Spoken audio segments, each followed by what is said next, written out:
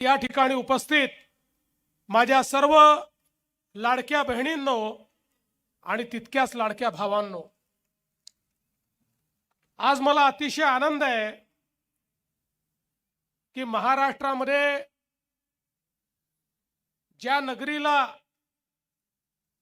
स्टीलची नगरी, लोखंडाची नगरी, पोलादाची नगरी म्हणून ओळखलं जातं आणि दुसरीकडे ज्या नगरीला बियाण्यांची नगरी म्हणून ओळखलं जातं, अशा जालना शहरामध्ये 90 वर्षानंतर जी महानगरपालिका तयार झाली, त्या महानगरपालिकेच्या पहिल्या निवडणुकीच्या या जाहीर सभेमध्ये जालनेकरांच्या सोबत मी या ठिकाणी उपस्थित आहे आणि म्हणून सर्वात पहिल्यांदा सर्व जालनेकरांना नमस्कार करतो, सर्वांना प्रणाम करतो। बंधू भगिनींनो, आपल्याला कल्पना आहे की राज्यातल्या नागरिक क्षेत्राच्या निवडणुका चालल्या आहेत।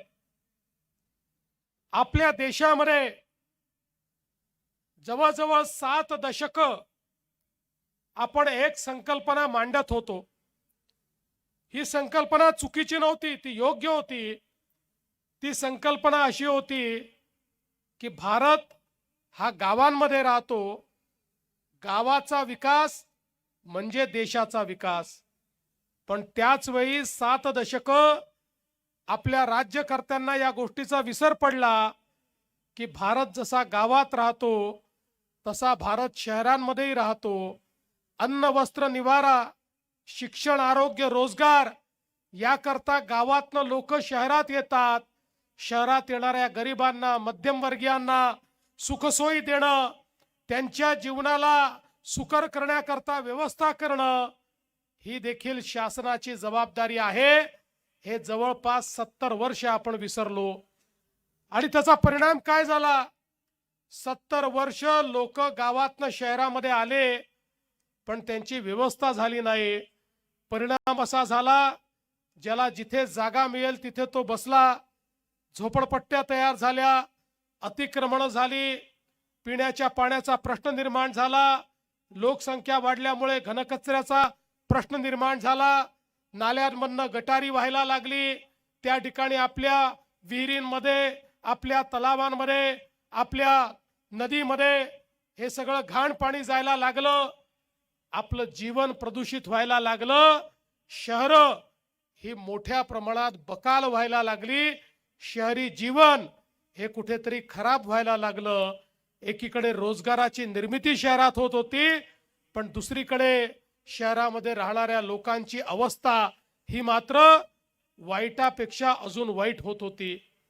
70 वर्षानंतर या देशामध्ये पहिल्यांदा 2014 साली माननीय नरेंद्र मोदीजी यांचं सरकार आलं आणि मोदीजींनी सांगितलं, भारत जसा गावात राहतो तसा भारत शहरामध्ये राहतो। गावांचा विकास करावा लागेल, शहरांचाही विकास करावा लागेल। शहरामध्ये येणारा गरीब, शहरातला मध्यमवर्गीय अन्न, वस्त्र, निवाऱ्याकरता, शिक्षण, आरोग्य, रोजगाराकरता, मनोरंजनाकरता लोक हे शहरामध्ये आलेले आहेत, त्यांच्याही व्यवस्था कराव्या लागतील। मोदीजींनी सांगितलं, देशाचा 65% GDP हा शहरामध्ये तयार होतो।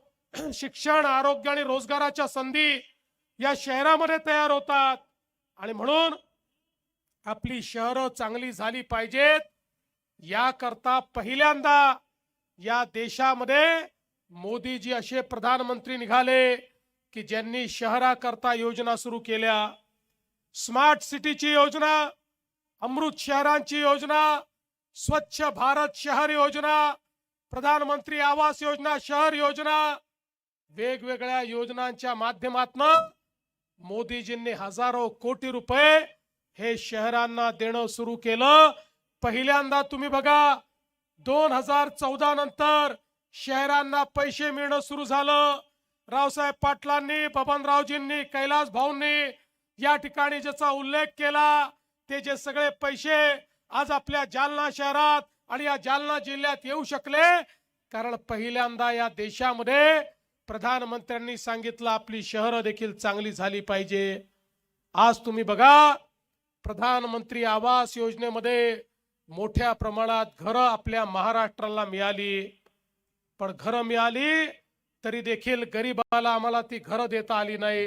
याचं कारण असं झालं, आमच्या लक्षात आलं झोपडपट्टीमध्ये राहणारे जे लोक आहेत, जे गरीब लोक आहेत, या झोपडपट्टीमध्ये राहणाऱ्या लोकांना त्यांच्या जमिनीचा मालकी हक्काचा पट्टा नाही, त्यांच्याकडे PR कार्ड नाही, त्यामुळे त्यांना त्या ठिकाणी घरांचा फायदा देता येत नाही। 2च महिन्यापूर्वी आपल्या सरकारने निर्णय घेतला, आता झोपडपट्टीमध्ये राहणारा प्रत्येक व्यक्ती त्याला त्याच्या जमिनीचा मालकी हक्काचा पट्टा आपण देणार आहोत, प्रत्येकाला PR कार्ड आपण देणार आहोत आणि केवळ त्याला त्याच्या जमिनीचा मालक बनवून आपण थांबणार नाही। तो जर कच्च्या घरात राहत असेल तर मोदीजींच्या आवास योजनेतनं पक्क घर बांधण्याकरता त्याला पैसा उपलब्ध करून दिला जाणार आहे।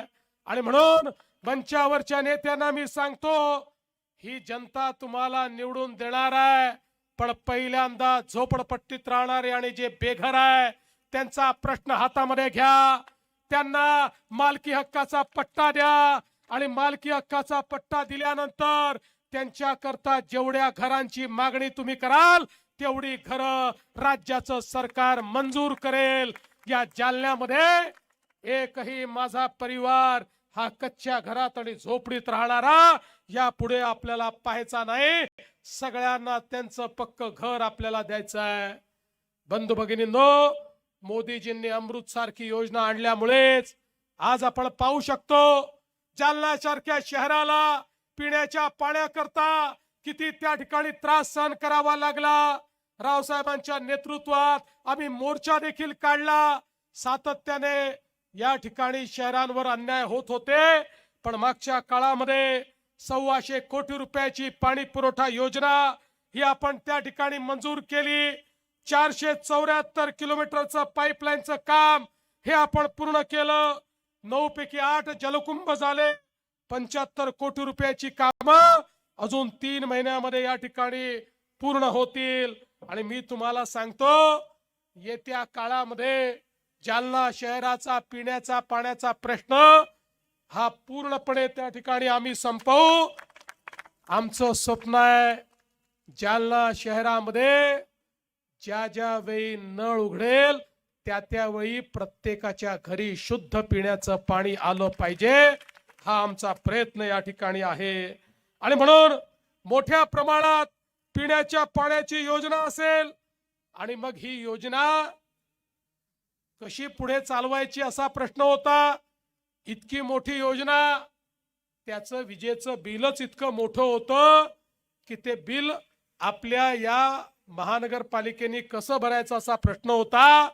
आणि म्हणून कैलाश भाऊंनी मगाशी सांगितलं, रावसाहेब आमच्याकडे आले, मी स्वतः ऊर्जा मंत्री होतो, माझ्याकडे खातं ठेवलं होतं। रावसाहेब आणि सगळ्या लोकांनी सांगितलं काही करा, हे विजेचं बिल आम्हाला परवडत नाही, हे विजेचं बिल भरलं नाही तर एवढी मोठी योजना करू नये, पिण्याचं पाणी त्या ठिकाणी येणार नाही। आणि म्हणून आम्ही निर्णय केला आणि त्या ठिकाणी सौर ऊर्जा प्रकल्पाला आम्ही मान्यता दिली, 100 कोटी रुपये दिले। मला सांगताना आनंद वाटतो, आता दरवर्षी तुमचे 40 कोटी रुपये या ठिकाणी वाचणार आहेत आणि जालना शहराला पाणी पुरवठा हा नियमित त्या ठिकाणी होणार आहे। आपल्याला कल्पना आहे, हे शहर एक अत्यंत महत्त्वाचं अशा प्रकारचं शहर आहे। या ठिकाणी मोठ्या प्रमाणात स्टील इंडस्ट्री आहे, पोलाद आणि लोखंड तयार होतं। आणि म्हणून या ठिकाणी मागच्या काळामध्ये आपण ड्रायपोर्टची निर्मिती केली, समृद्धी महामार्गाची निर्मिती केली। मी 5-10 वर्षापूर्वी सांगायचो, ज्यावेळेस समृद्धीचं काम सुरू केलं की पुढच्या काळामध्ये संभाजीनगर आणि जालना हेच आमच्या इंडस्ट्रीचं मॅग्नेट होणार आहे। त्यावेळी लोकांना ते खरं वाटत नव्हतं, पण आज हे होत आहे। इतक्या मोठ्या प्रमाणात गुंतवणूक येते आहे। आमच्या कुटुंबातल्या मुलांच्या हाताला यापुढे काम मिळणार आहे आणि त्याकरता खऱ्या अर्थानं मोठ्या प्रमाणात ड्रायपोर्टचं काम आपण केलं आणि एवढंच नाही तर रावसाहेबांच्या आग्रहा खातर देशातली सगळ्यात मोठी संस्था आयसीटी, त्या आयसीटीची ब्रँच देखील आपण या ठिकाणी जालन्यामध्ये मंजूर केली।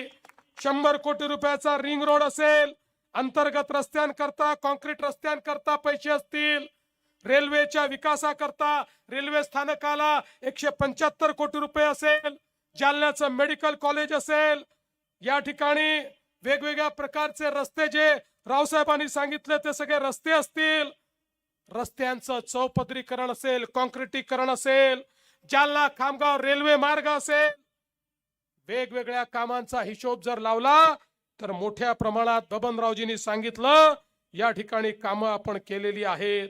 आणि येत्या काळामध्ये आमचा प्रयत्न आहे, मोदीजींनी सांगितलंय प्रत्येक शहराला 100% भुयारी गटाराची योजना असली पाहिजे, शहरातल्या घनकचऱ्याचं व्यवस्थापन झालं पाहिजे। आजपर्यंत आपला कचरा ही आपल्यावरची एक लायबिलिटी होती, कचरा ठिकठिकाणी पडला असायचा, नाहीतर कुठेतरी नेऊन डंप केला जायचा, तिथनं वास, तिथनं घाण, तिथनं गॅसेस, तिथनं प्रदूषण हे तयार व्हायचं। मोदीजींनी स्वच्छ भारतच्या अंतर्गत आपल्याला पैसे दिले आणि सांगितलं आता कचरा म्हणजे कचरा नाही आहे, कचरा म्हणजे ही संपत्ती आहे। आता कचऱ्यावर प्रक्रिया करून त्यातनं कोळशासारखे पॅलेट्स तयार होतात, ज्यातनं वीज निर्मिती आपल्याला करता येते।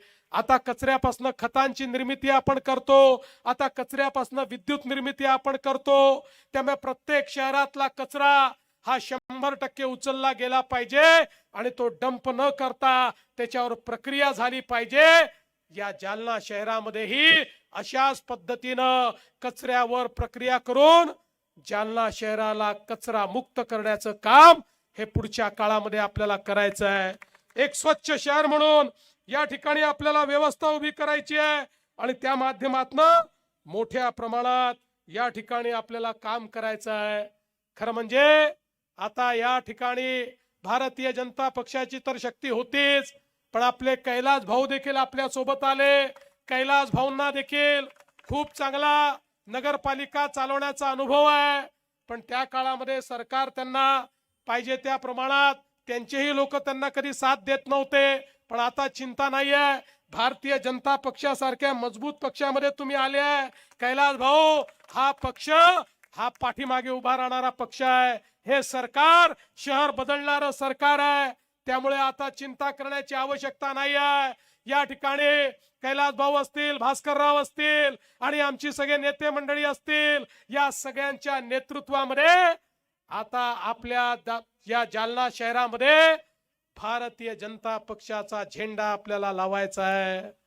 बंधू भगिनींनो, विधानसभेच्या निवडणुकीमध्ये ज्यावेळी प्रचंड मोठं बहुमत हे महायुतीला मिळालं, काही लोक म्हणायला लागले आता बघा या भाजपवाल्यांच्या 137 जागा आल्या, आता हे पहिलं काम काय करतील, लाडकी बहीण योजना बंद करतील। पण लाडक्या बहिणींनो, 1 वर्ष पूर्ण झालं, लाडकी बहीण योजना सुरूच आहे आणि जोपर्यंत तुमचा देवा भाऊ मुख्यमंत्री आहे ही योजना कोणीच बंद करू शकणार नाही। पण माझी विनंती या ठिकाणी भास्करराव, कैलास भाऊ, तुम्हाला सगळ्यांना आहे, महानगरपालिकेवर झेंडा तर लागणार आहे, महापौर आपला होणार आहे, महापौर झाल्यानंतर माझ्या लाडक्या बहिणींना केवळ लाडकी बहीण ठेवू नका, माझ्या लाडक्या बहिणींना लखपती दीदी करा। आता लखपती दीदीचा कार्यक्रम सुरू झालाय, महाराष्ट्रात 50 लाख लखपती दीदी तयार झाले आहेत। या वर्षी 1 कोटी पर्यंत तो आकडा जाईल। मी तुम्हाला हिशोब विचारणार आहे, 1 कोटी मध्ये माझ्या जालन्यातल्या किती लाडक्या बहिणी तुम्ही लखपती दीदी केल्या त्याचा हिशोब घ्यायला या जालन्यामध्ये पुन्हा मी येणार आहे। त्यामुळे माझी विनंती आहे, आता माझ्या लाडक्या बहिणींकरता या जालन्यामध्ये उमेद मॉल देखील मी मंजूर केलेला आहे।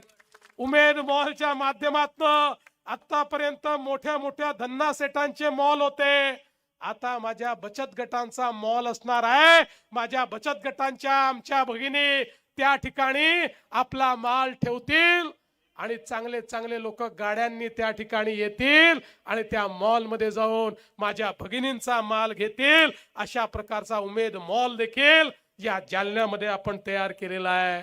आणि म्हणून बंधू भगिनींनो, खऱ्या अर्थानं भारतीय जनता पार्टी सर्वसामान्यांचा विचार करणारी पार्टी आहे. दीन दलित गोर गरीब आदिवासी शेतकरी शेतमजूर महिला अल्पसंख्याक ओबीसी सगळ्यांचा विचार करणारी ही पार्टी आहे. आम्हाला या महानगरपालिकेवर झेंडा लावायचा आहे. तो केवळ खुर्च्या तोडण्याकरता नाही, तर जसं बबनरावजींनी सांगितलं, या जालना शहराला मराठवाड्याच्या टॉप शहरांमध्ये आणण्याकरता या ठिकाणी आम्हाला हा झेंडा लावायचा आहे. मला विश्वास आहे येत्या 15 तारखेला जेव्हा तुम्ही मतदान केंद्रावर जाल, इकडे तिकडे काही पाहू नका. जिथे बटन दिसेल कमळाची ती बटन दाबा. 15 तारखेला तुम्ही आमच्या कमळाकडे लक्ष द्या. 16 तारखेपासनं 5 वर्षाकरता तुमची जबाबदारी आम्ही घेऊ, हा विश्वास तुम्हाला देतो आणि माझं बोलणं संपवतो. धन्यवाद. जय हिंद, जय महाराष्ट्र.